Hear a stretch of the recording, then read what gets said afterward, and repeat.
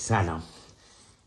وا مگه تو پیش امیر نبودی؟ یه دقیقه واسه اینو بزنم. 85 این چی داری میزنی؟ رمز پولاست. امیر برام اسنپ گرفته، دارم پولشو میزنم به کارتش. کردان نرفتی؟ رفتیم تموم شد اومدیم دیگه. چی تموم شد؟ هنوز یه ساعت نیست از خونه زدی بیرون. امیر گفت باید ویلا رو زود تحویل بدیم.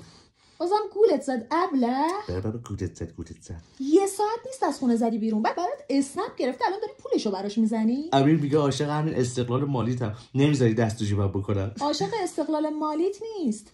احمق انقدر ساده‌ای داره ازت سوء استفاده میکنه.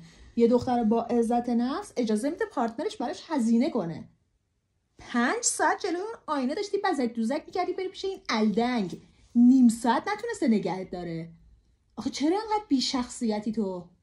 یه ذره عزت نفس داشته باش. آبروی هرچی دختر بردی. اینقدر آدمو هرس نده، تا حالا توف انداخته کف دستت؟ یا آب معدنی منم خرید. اوه پول آب معدنی رو براش بزنم. یوری کردم پولش نمیزنم. یا آب معدنی به نفع بشد.